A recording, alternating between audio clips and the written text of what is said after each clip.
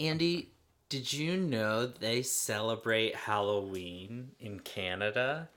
And they've done it as far back as 1988, which I find astonishing. No, I didn't. Tell me more. Well, welcome to Badwatch.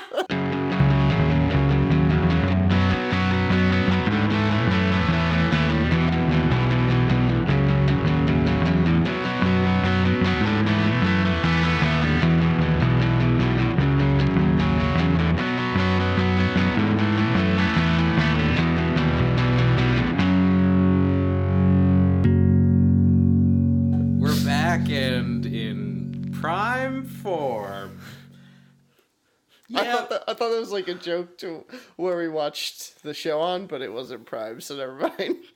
No, it was Netflix. And what did we watch? Slasher. We watched Slasher. Season 1, Episode 1. It's an anthology series, so we didn't have to worry about our normal rules. Yeah. Where, we do the dumb thing where we Watch Season 2, Episode 1, so we know absolutely nothing. We weren't totally on our bullshit with this one. Yeah. Because it's an anthology series, we were just like, well, I think I said Season 1 sounds the least terrible. You did say that. And I don't remember what Season 3 is about, but I will briefly summarize Season 2, which... Did you go ahead and watch that? No, okay. But I read the Wikipedia synopsis. Oh boy. And it's about these camp counselors who either observe or help cover up a murder. And they return to that summer camp, and it has become like a utopia hippie commune. Yeah, we were watching... I think we saw the trailer together... or something like that, and we were like, that needs to be on the list. Instead, we watched Season 1, The Executioner. Which was, it was pretty bad. It was worse than I anticipated, unfortunately. So that's the thing, I was worried there was going to be, like, this show has pretty solid ratings, and it has 3 Standards seasons, are just lower in Canada. Well, it's Canadian-American. All right, it's both. It's clearly Canadian. You can just tell. I don't know. Some of the characters are not super friendly. That's true. We'll see if, as the show continues, they just apologize for everything. No, it's too late. Several of them died already, so it's too late to apologize. Whatever happened to that band, One Republic? Wasn't that the band? They were murdered in Season 2. Apologize. If they're still around, please don't sue me or us. So this show opens Halloween, late 1988. I was going to say late 80s, but then I remembered the actual year. Okay.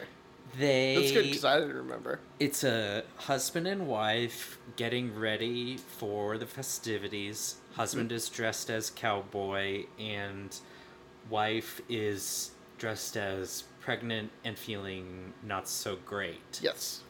Also, she is actually pregnant and actually not feeling so Oh, yeah, that wasn't... Yeah, her character is supposed to be pregnant. Yeah, right. I didn't want anyone to get confused by Canadian Halloween customs. Where people really went all out. She just decided to get pregnant for the look, and then... Yeah, so she pulls aside husband and says, I'm really not feeling well. I'll just pop some popcorn. You should go and have fun with... At this planned party they have going on. Yeah, he and his friend. What's his friend? Dumb Alan? Something. Ken. He later turns out to be a man of the cloth, which I enjoyed very much. Did I miss that? I did miss that. Yeah. He gives the really dour funeral service. Yeah, well, where it's basically it's the sinners. I wondered why they focused on that. I was like, I don't know why. You want to know how I got these scars? So anyway, they're waiting for Alan, and who shows up but a dude in a scary black leather mask. He is silent but polite. Silent but polite. He's invited in, refuses to say anything. Which is weird, because the husband character is like, he assumes this is the guy, his friend. He's like, I thought you were wearing a different costume. All right, come on in. And it was just like, nope. That's not people. That's not what people do. He's talking to this silent figure as if he is Alan, even though Alan is surprisingly mute, which the first thing you realize about Alan is he is not mute, because who rings the doorbell but Alan Prime, real Alan? This is the darkest timeline, is what we're following here. This is angry, dark, twisty Alan, we think. And Angsty Alan, come home to roost.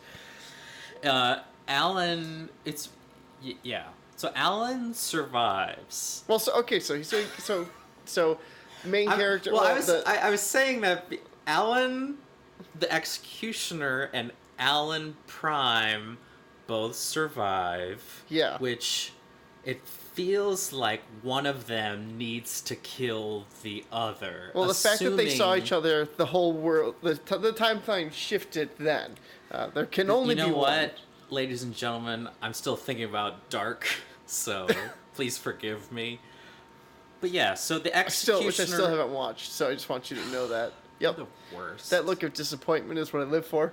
I hate everything you stand for, even when you're sitting down. The Executioner man... So he goes, opens the door, and he's like, this guy is the slowest person on, like nothing is clicking. There's Cowboy Dad? Cowboy Dad is like, the light's on, but nobody's home upstairs. Because he's like, and he looks back, he looks at his friend, and he looks back. At Alan Prime. And he's like, what?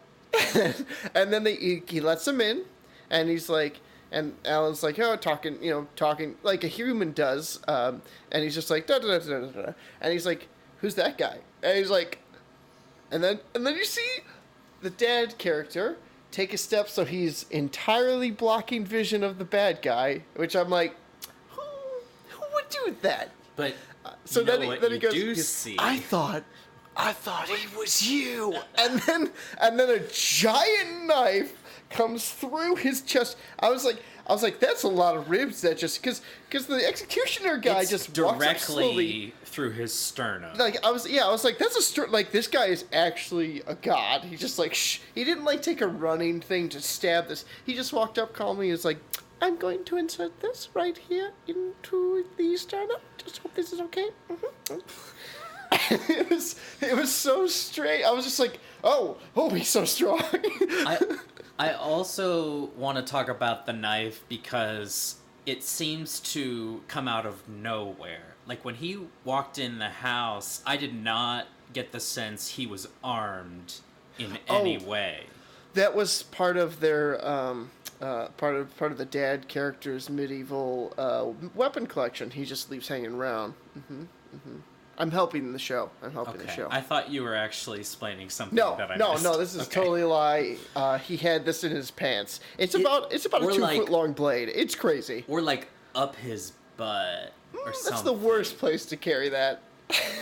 It was fair. It's about two feet long, and it's like 4 inches wide. It is no joke. It's some kind of matte black machete that I want to say part of it is serrated. Yes, it was weirdly. It was like he just shoved it, and it's not like it didn't have a fine point. No. You know, which I was like, so this is a slashing weapon, and he just like shoved it. And I was like, you are so strong. And I don't know a lot about blades and or metal weaponry, but that's not typically how machetes operate. Yeah.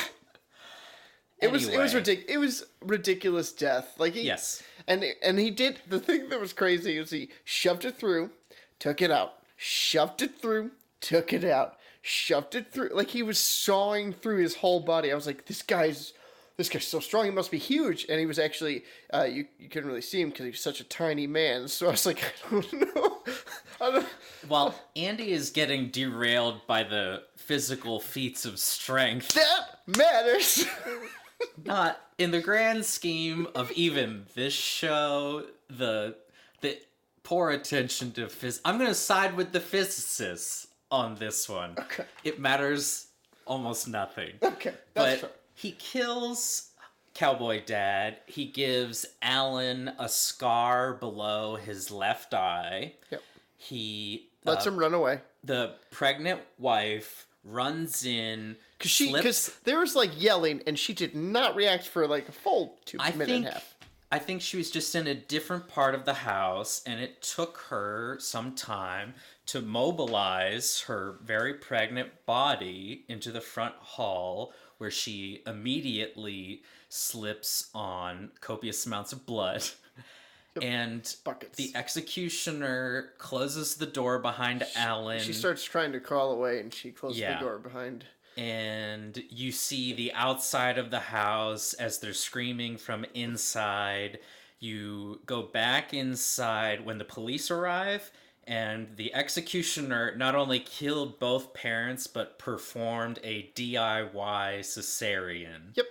And the baby's like lives. 9 months, so it's a month early. I was like, this guy's talented. Yes. Baby lives. Yeah, because then they show the cops like coming and like standing within a foot of him with guns pointed at him. And my favorite part of this was you zoom in and you see his like very calm face, and he took the time to apply eye makeup before he went on his murder spree. I was like, oh, you gotta look good. You got the Sunday best before you go murdering everybody.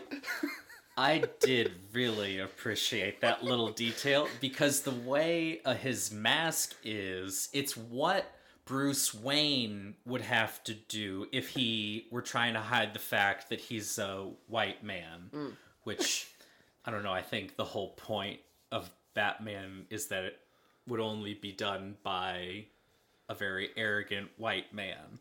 But that's maybe... I love Batman, by the way. And a segue. That's a hot take. Cut to 2017. Halloween baby, a.k.a. Sarah, a.k.a. Was that her name? I lost her name like multiple times. I was like, lady, girl, person. Yeah, a.k.a. Final Girl in horror movie speak. And her husband, Dylan, a.k.a. either the new executioner or a poorly written red herring for the executioner. Oh, no. He was, he's not at all the executioner. If he is, he's an entirely different body type.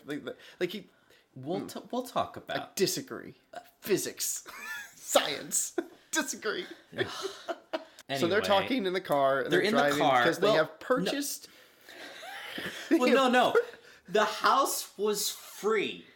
They make a point to say the house was free. For some reason, the young parents at the beginning successfully paid for it, and in their will, gave it to their child when she was 29 or 30, and now she's married to Dylan, the show's one black character, who I think is the new executioner, and was a freelance writer and now is the editor-in-chief of this very small-town newspaper. Yeah, that's the job he picked up.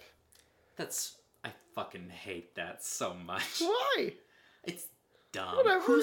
Who's the woman at that paper office who keeps bossing him around the owner. He's the editor-in-chief? She's a very involved owner.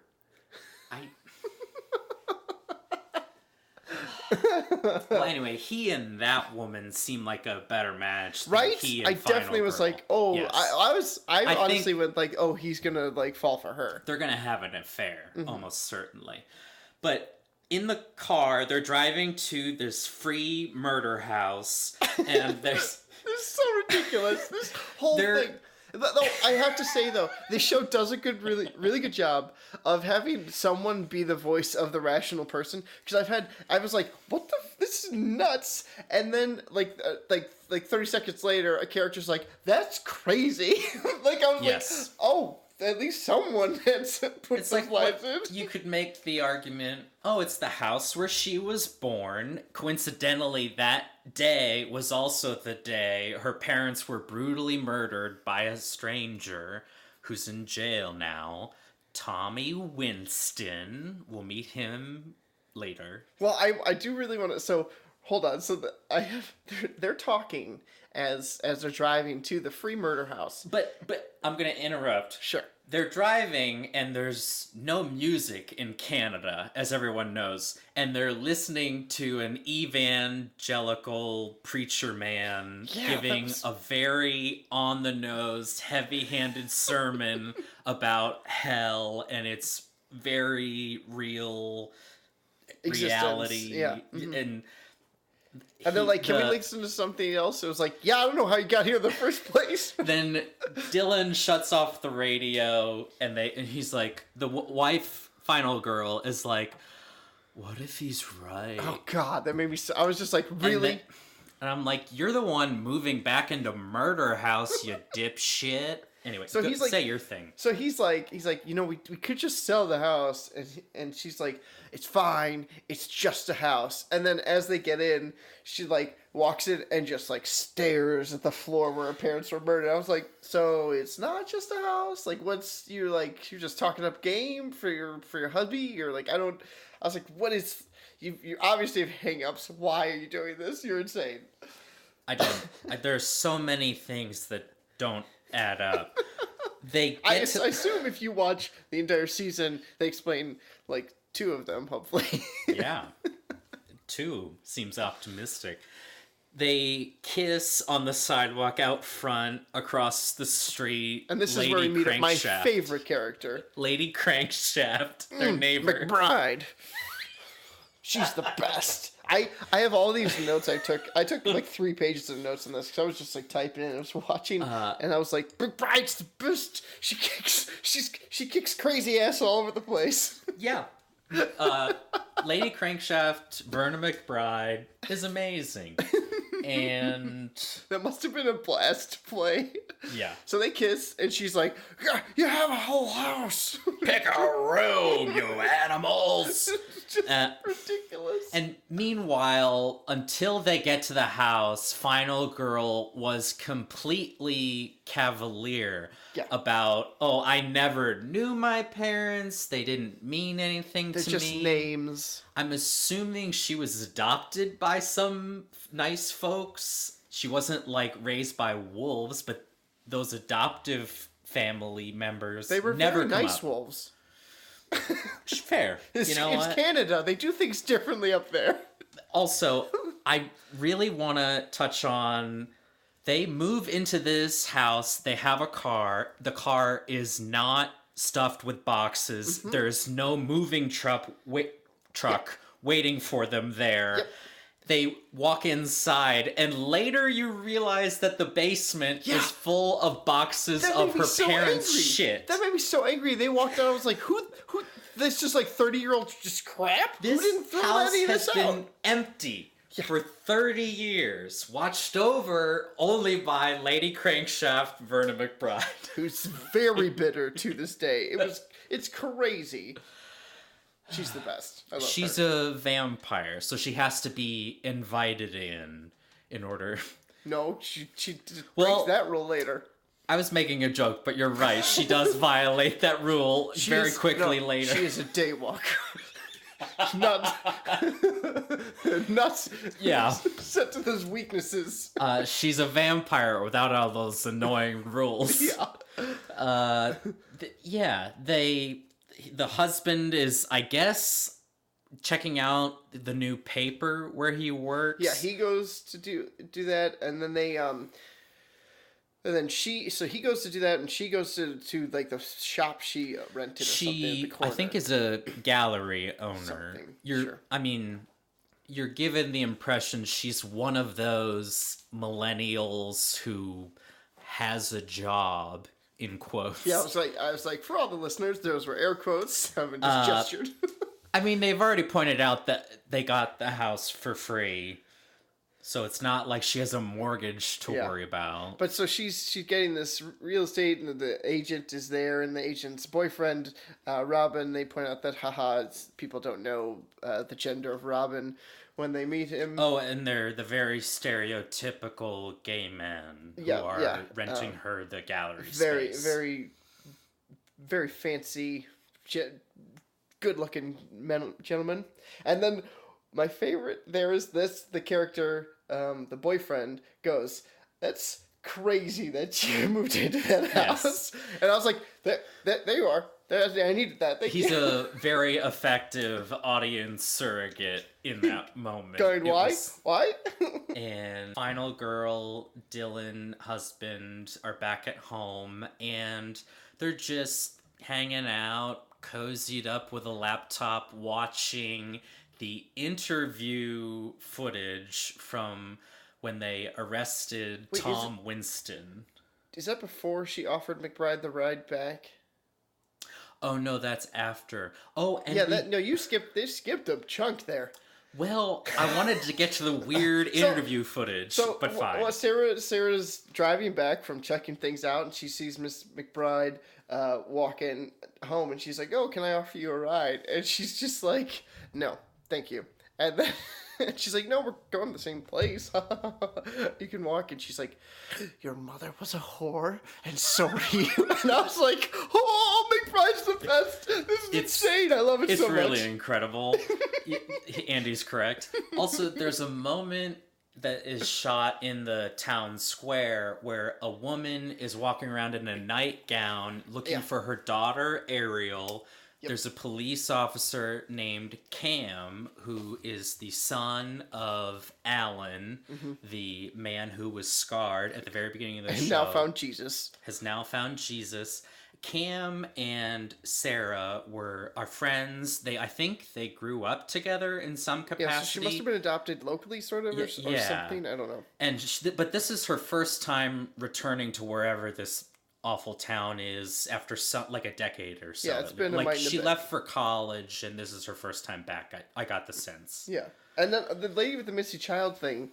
So they were trying They were doing a bunch of music, which I actually have a couple notes on. Like, the music got really annoying for me multiple times. They don't have music in Canada, Andy. Well, this is the problem. They stuck any orchestral thing they wanted. There's Celine Dion and nobody else. So they have some music going, like it's a tense moment, and then they have a bunch of hand cam, and I was like, are we supposed to be tense? Like, I don't know these characters. I have zero investment. What are we doing right here? Yeah. And then they don't really talk about it again. So at least I think there's a slight mention, oh, there was a crazy lady earlier. And then that's all they talk about, this whole thing they devoted time to, and I didn't understand it. She makes a brief appearance in the end of the episode, montage, where I think they really wanted it to have it soundtrack to that Gary Jules version of Mad World, where it's these sad fucking there's a cop getting a blowjob from the druggy prostitute. Yes. The gay men just had an orgy and they're doing all this blow. I missed that. This show got real fun at the end. Dang it. That's why I said they were portrayed as bad stereotypical gay characters, where it's literally a shot of them and two other dudes in a huge bed. One of them leans over to the nightstand and snorts a line of cocaine through a dollar bill. Dang it. But yeah, it's a very, very... But then she sees Lady McBride, who swears at her. She goes inside, has dinner with husband, and then, like I said before, they're watching... Still not yet. This is when she goes for a walk. No. She goes for a walk after? No, that happened. The whole review of the interview stuff happens later. God damn it. I really want to get to that part. Because it was so weird. It is. This whole thing with her parents' killer. That whole thing made me so mad. So she's like, it's nighttime. She's gonna go for a walk, and she's walking this kid setting off fireworks, and and then she's walking in the middle of the street. I was like, okay, it's just a quiet time, but what do you... Canada doesn't have sidewalks. I was like, why are you walking in the middle of the street? This is strange to begin with. And then, so she turns, she feels, they start running up this music, and she looks behind her, and she sees a shadow, and she walks a little more, and, like, still in the middle of the street, like normal people do. And then she looks back, and the shadow's still there, and then he steps into the light, and it's the executioner. And she says, "You're sick, blah, blah, blah, you're ridiculous." And he starts running after her, and I burst out laughing, because he has the funniest fucking run. That's why I was like... Where it's it's like a Will Ferrell in his underwear type run. I was like, I was like, if I see that gate again, I know who it is. Like, let's put everyone in town in a foot race. We'll have this cleared up so quickly. And again, like, it was a small person. I was like, that's not her husband. Her husband's... I was like, comparing body types of characters I saw. I was like, no, not him. Not him. But she outruns funny executioner run. She runs for a bit, and then she turns around, and she's under a street lamp now. She's in the light, so that'll help her from a male attacker. And so then she turns around and looks, and not there, and she's scared. And then her husband shows up because he managed to cut her off. I don't really understand that part, because he was dressed as the executioner, ran into the bushes, took off the dumb costume. Now he's hero husband. And as hero husband, he's like, I'm gonna go talk to those fucking hooded youth punks setting off firecrackers with their skateboards, and he literally says, "Get off my street." Yeah, it was real weird. I was like, didn't you just move? And the kids are actually, I really enjoyed the teens. They were like pretty solid. You're gonna cry, Dylan? You're gonna cry? I was like, that's pretty solid teamwork. It's the kind of encounter with teenagers I think every adult is dreading. Stupid little shits. And they're like, are you gonna cry?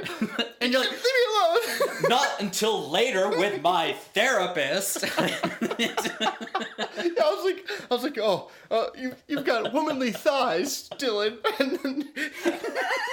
That's why he runs like that. Yeah, I was like, wait. So she just told you it's not them. It's not. Those aren't the people. And he's like, no, I'm gonna. But because they give him some lip, he plays tough guy. He's definitely a red herring, because then he's like, they show him like following them. Yep. And then they show I see what you're going with the red herring. Like, it's very clear he's either the most obvious red herring.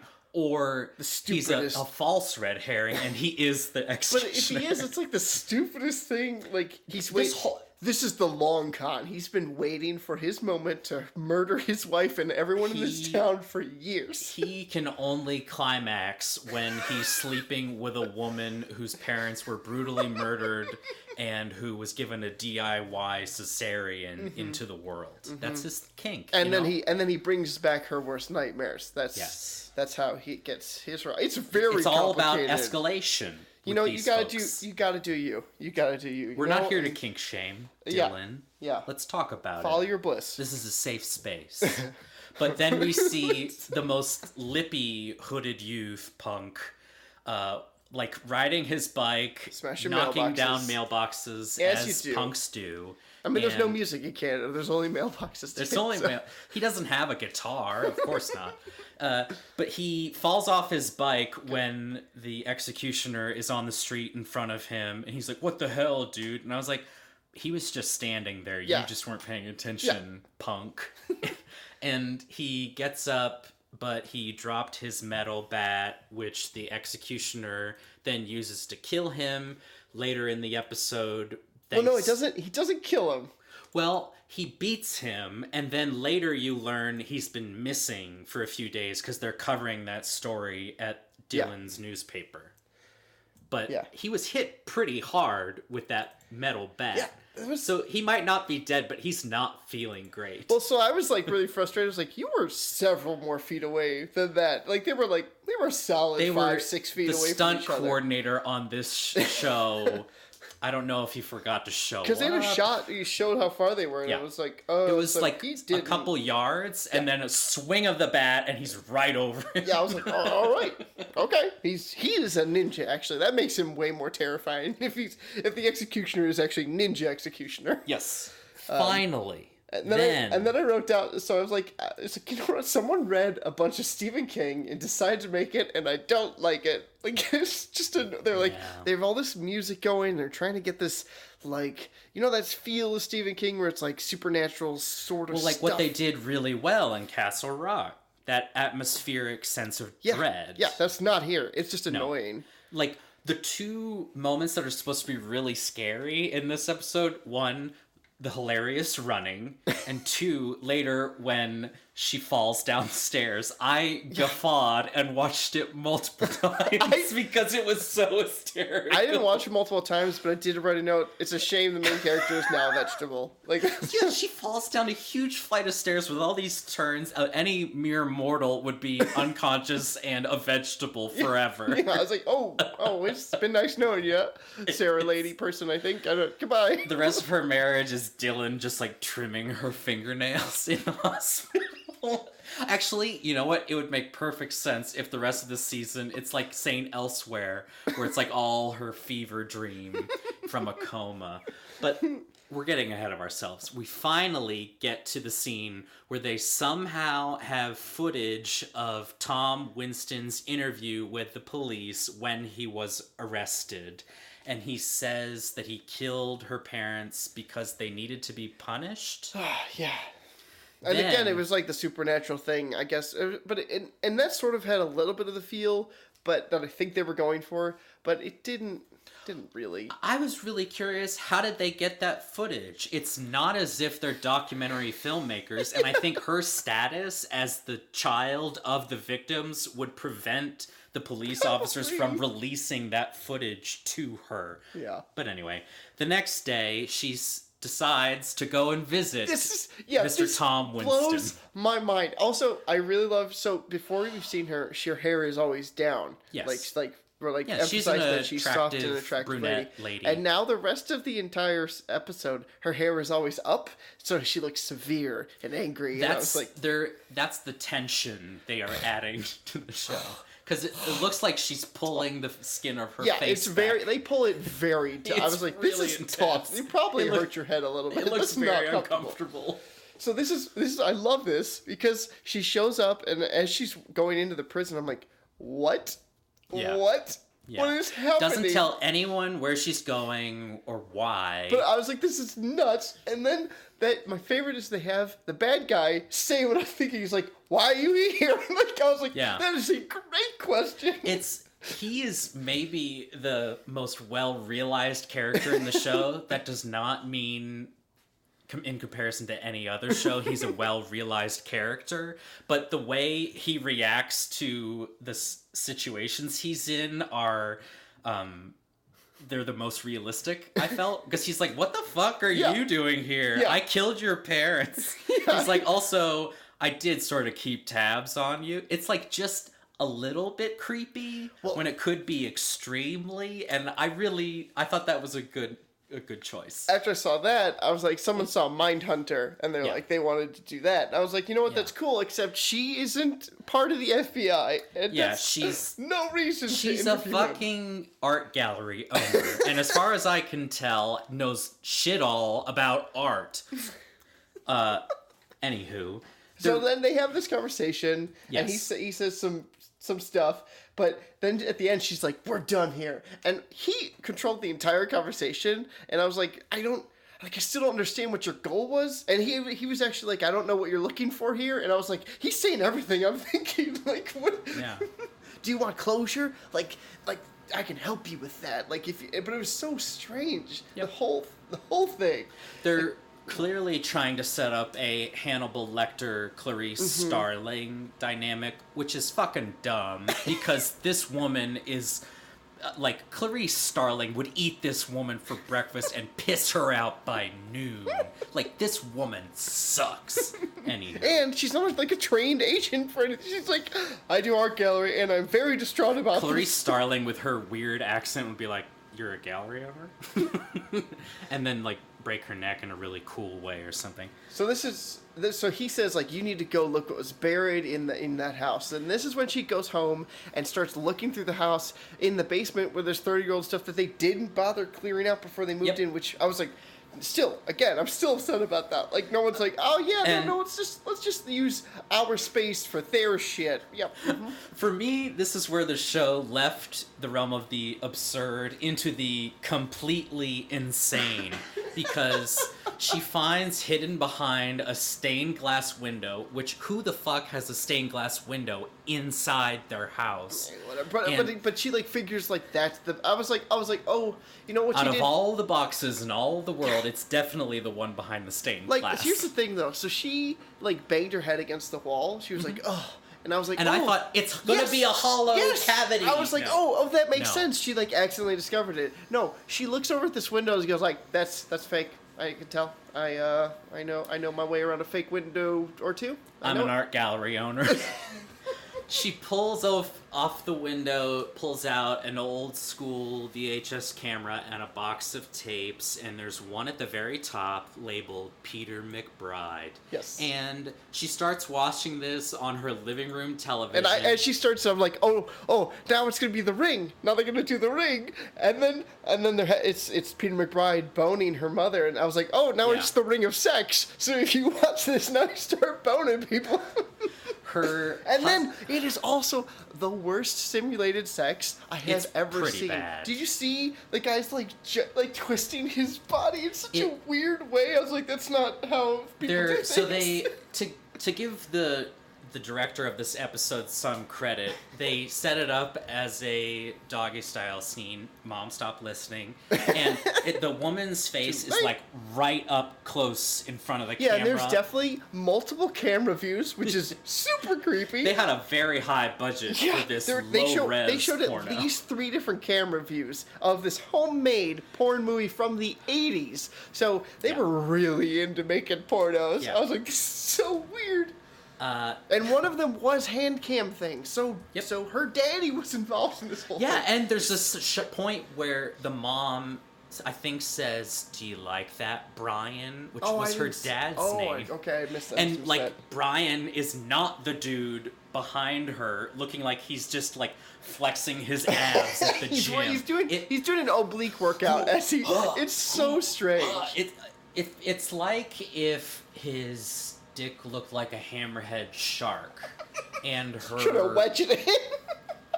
And I don't know what her genitalia looks like in that scenario, but that's the only way he can really get sexual satisfaction. Should the horizontal? No. Yeah, her vagina was the wrong way. Yeah. And that's why they had to have Peter McBride, because cowboy husband, he's like, it didn't work. My dick don't do that. No. But she finds this vintage homemade porn and is very upset. So she watches it.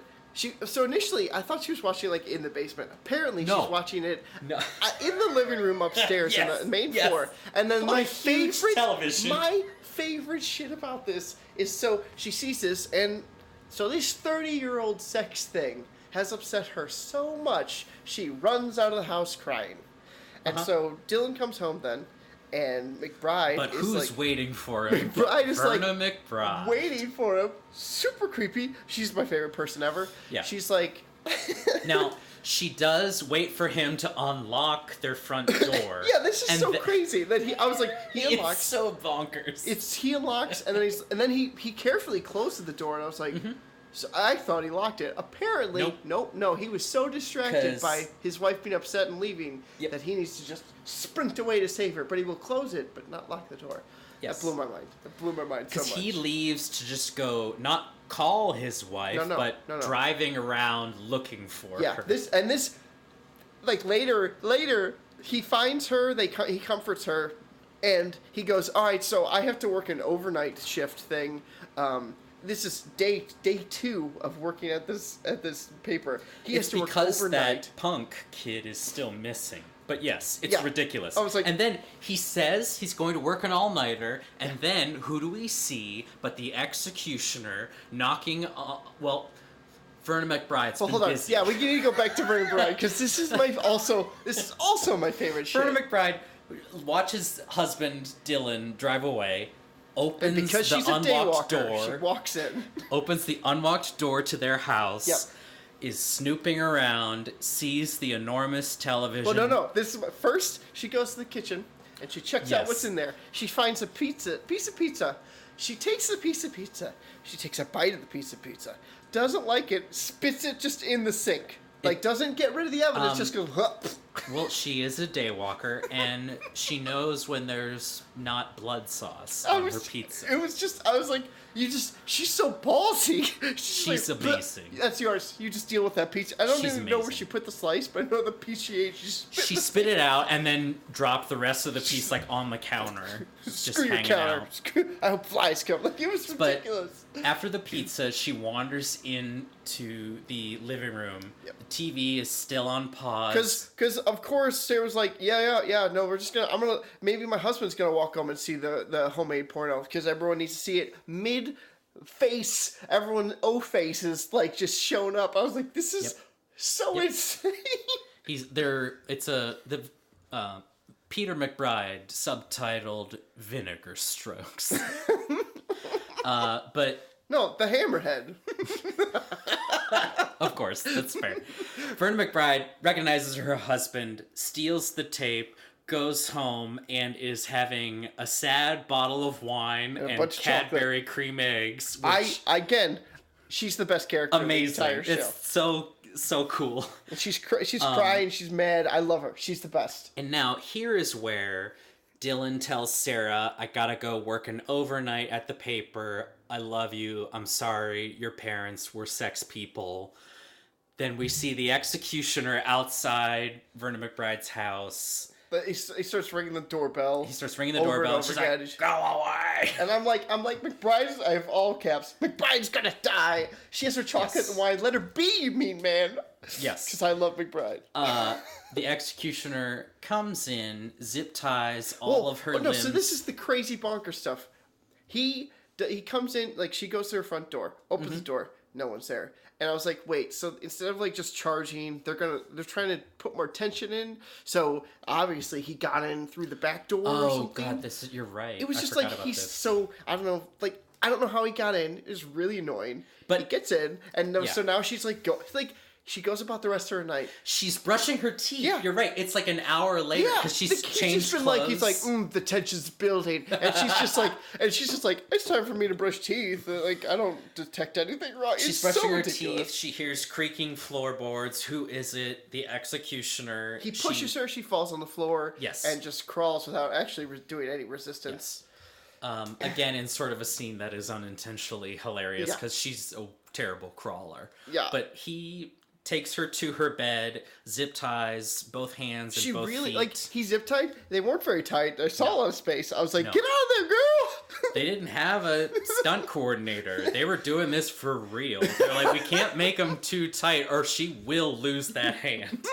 But then he has her all zip tied up and he cuts off both hands and both feet. Yeah. Meanwhile, across the street at Murder House, Sarah Final Girl hears the screams of Mrs. McBride. Oh, this made me so angry too. And we said Mrs. McBride was their neighbor, but in truth she lives across the street and kitty corner. Mm-hmm. So how Final Girl heard her screams in their house? That's not my issue. That's fine. I'm fine with that. But she hears a noise and she's watching goddamn Psycho. She's watching Psycho. Okay, so she hears the noise, and I don't know if you noticed this, but she walks over and looks out the window, and she has her back turned, and she's in the position for the knife to be, from the movie she paused, is hitting her in the back. Yeah. And I'm like, yeah? Is this what we're doing? Yep. So I was like, for real, guys. Yeah. And, feels very much like a film student movie where the film students' only qualifications to make a film are that they've watched Psycho like 1,000 times. They read some King, they watched Psycho, they're good to go. Set. Check. I mean, clearly this person missed his calling as a porn director. So then she goes over to the house, she rings the doorbell, and because she sees the shadow in McBride's room, and you know what? It's very clear that the person in McBride's room is wearing a hood. Very clear. And dressed 100. all in black, in like 100. a leather duster. And very much not a woman. Very clear. So, final girl goes to Mrs. McBride's door. Door is locked. There's no answer. A dark figure comes to the door, unlocks the door, walks away. Final girl says, I must enter. Yeah, well, my favorite part is, so door unlocks, character disappears. Yes. And she's like, yeah, I'll wait until you're fully gone. You get up the stairs. You need like 10 seconds? I'll give you a head start. Yeah, you need like 10? Because she's like, hello? What are we doing, Mrs. McBride? Are you going to let me in? And then she's like, well, this isn't creepy. I'm going to go in now. Yeah. So she slowly opens the door, walks in, and then slowly closes the door. I was like, what is this? It's so infuriating. It's like the director and the lights thought are all off. anything that happens with a door and a door lock is extremely tense. And it's just the most boring thing. So dumb. She goes upstairs, sees the decapitated... Is it decapitated if you keep your head but lose hands and feet? It's dehanditated. What Andy said. She sees that and she's like, oh, goodness. And then behind her, who is it but the executioner? Mm-hmm. And she sees him and hilariously falls down the stairs in a scene I watched maybe 3 times. I also wrote, I was like, did you clear the whole bottom floor? We didn't see that. She's just going upstairs. Because that's a bold move just to start straight off. All right, whatever. And I was like, I hate this. But then I hate most horror movies. And then I'm like, they're being mostly restrained on the sound, the music, though. I'm okay with it. And then the strings cut in, and I'm like, God damn it, never mind. I didn't notice the music. Oh, it was driving me nuts. Maybe because I can't hear Canadian music. only dogs and Andy. This is a very personal problem for Andy. He's really narrow casting right now. But she falls and is groggily in and out, and he steps over her, and before Mrs. McBride left Final Girl's house, she took the tape of her husband having sex with Final Girl's mom 30 years ago, and he has retrieved that tape and sets it on her belly when she's lying on the floor. He's a very kind murderer. Yes. She wakes up in the hospital. Husband and doctor and we're all over shocked her. that she's not a vegetable. And they're saying something about, like, well, this is hunting country. You can find it probably at any hardware store. And I'm like, what can they find? Never comes up again. You also don't know what the fuck happened to that Peter McBride tape. Probably. Yeah. Crazy ER doctor.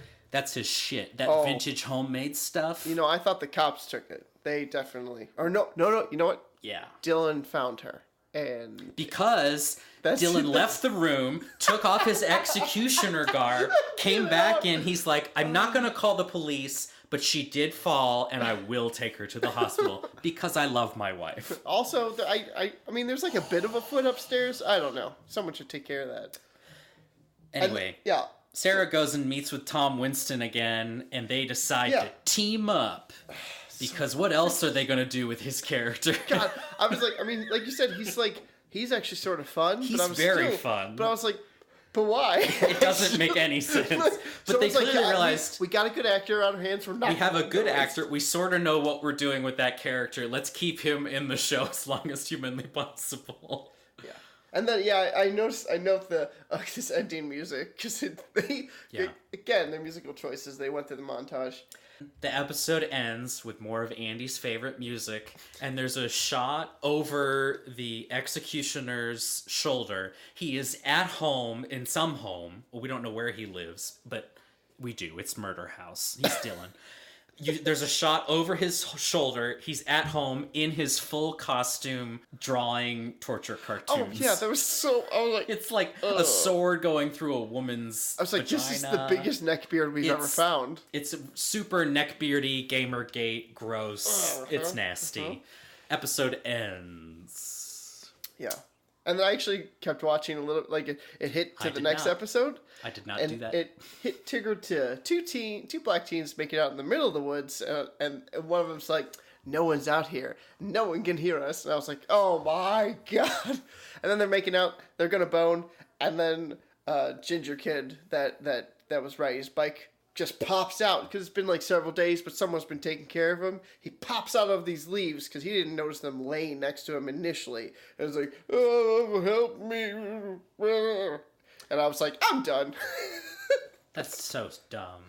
Yeah. Fuck that. Yeah, I was like, nope. Well, predictions for the rest of this season. I think we're going to find out that Final Girl was not fathered by Cowboy Husband. Right. Obviously. Yeah, obvious. I think Alan is actually her dad. Which okay. would be... Also, there's a funeral scene for Mrs. McBride that we skipped over. Oh, yes. Where, Alan, Pastor Man, gives the most depressing fucking funeral speech. It's not like... It's none of the... She's in a better place. She lived a full life. It's like sinners in the hand of an angry God 2.0. You're all fucked. You're all gonna die. Hell is real. Heed my words. Now get the fuck out of my church. It's so fucked up. Yeah. Alan hasn't dealt with his life very well. He needs to talk to someone. And not God. Not God's not helping. God has stopped listening to Alan. God's like, figure your shit out, dude, and we'll talk later. God's like, Alan, I think you're swinging for the other side right now. But I think Alan is her daddy, Dylan is executioner, but... Well, Dylan is the executioner until the real executioner kills Dylan in, like, the penultimate episode. Oh, so Dylan's been play acting for his orgasms, and then the real possibly other.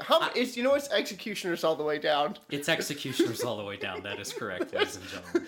My prediction is that, well, it's not a prediction. It's a hope and a dream and a prayer. I want Mrs. McBride to come back as a ghost to haunt everyone and just be vile and angry forever. That's what I want. That's very hypothetical Goodwatch territory. I would love that show. Like, she's my favorite. She's like, insane and angry. A gritty Pushing Daisies reboot, but starring Verna McBride, where she's like, "Get the fuck out of here! You're a slut. You're a slut. You're a slut. Get a room, you two, holding hands in the park. How dare you? This is a public place." God, I would love that so much. Oh, she was my favorite. I was very sad to see her go into little pieces. She and Tom Winston, OG Executioner, were my faves. I don't have a sponsor for this episode because I forgot to record a sponsor for this episode. All right. So buy our shirts and stuff. Stuff and Badwatchpod.com. Yeah. Yeah. You got links to all the different places you can download the show. I do want to point out, I saw on Twitter, I haven't been on Twitter like very much at all, but when I was on it recently, apparently the New York Times Magazine did a cover story of a millennial woman who started a podcast called The Advice Podcast, despite having no experience or background or qualifications to give advice. Sounds like every human ever. And then the podcast failed. Weird. And then she got this cover story, which I did not read out of principle. Like, what the hell, New York Times? Why this woman? Like, I mean, everyone is able to give advice. How do you fail at giving advice? I don't know. I'm really It takes really a special intrigued. millennial. Because you have to be bad. Because actually, no. Even the people take McElroy bad brothers advice. have succeeded very much so giving fake advice. Yeah, like what? I mean, advice. If you're not good at it, fake it till you make it. It's advice. Everyone has an opinion. Whatever. And she is quoted on the first page of this article, which I saw. It's like, we really thought it was going to be like after a few episodes we'd have all these endorsements and Squarespace would sponsor us. I'm like, who the fuck are you? And I commented to the tweet that our show has invented our sponsors whole cloth and have yet to get any cover story in any media publication, but we're ready. Our time is now. My body, Evan's body, Verna McBride's body. You know what else is ready? Goodwatch. All right. You can go first. I know you have one. I can see it in your notes. I wrote it down because I'm excited about it. I figured you were going to do this one, and the one episode I watched, I enjoyed very much. So, yeah. All right. Well, I love cooking. like making delicious adventures for people to go on with me. And so my show that I'm going to recommend is called The Chef Show. It's got Jon Favreau, director, actor, and fan of cooking. And he has a movie. He did the movie Chef, which is a he also lighthearted, did, lots of fun. Iron Man 2. Yeah, he's done a lot of stuff. Spider-Man. Yeah. Swingers. Yep. You keep going if you want. No, that's all I got. So he's done a bunch, and like for Chef, he decided to he was like, I want to do this sort of for real. So he like contracted with a chef. Roy Choi is the guy that he hooked up with, and I guess Roy Choi had done his done food for Iron Man 2, and everyone was like, this is phenomenal. And so they sort of started talking then, and he was like, I want to do Chef and work with you. And Roy's like, only if you do this right. And so they made Chef, and it's basically an homage to food. It's really great. I really enjoy it. And the Chef Show is them hanging out, cooking, occasionally fucking up, and just having a great time. And sometimes, like the first episodes with Gwyneth Paltrow, who I'm not a huge fan of. I hate Gwyneth Paltrow. Why would you tell people to put porous rocks up their vaginas? That's great. She's a criminal of the worst kind. Yeah. A criminal who doesn't know she's a criminal. So that makes her a monster. True. But she, he knows her from Iron Man, and so they're sort of friends. And, that's fine. He hangs out with his friends, and they cook food, and they chat. It's pretty fun. And my favorite stuff is just, like, him and Roy Choi chatting and, like, cooking, and Roy's like, that's fucking delicious. Like, it's just friends cooking, and I really like it. It's super chill. I highly recommend it. It's a good time. It is very relaxing, very zen. Yeah. I will say that. Mine is not like that at all. My good watch is a little film called Midsommar or Midsommar. Oh, you saw that. The second feature written and directed by Ari Aster, who wrote and directed previous Goodwatch Hereditary. And I will say, I described this to a friend because they saw Hereditary and thought it was very scary. And I said, Midsommar is less scary, but somehow even more disturbing. And I don't want to give anything away, but it's truly shocking. And it gets shocking so quickly, and then it just keeps getting more shocking. It's awesome, though. I really want to clarify that. It's amazing. Okay. The music, the score is incredible. Even if you like cool, weird music, definitely check it out tomorrow on Spotify or whatever. Or today. Listen to this in tomorrow. The past. Only tomorrow. Do it whenever.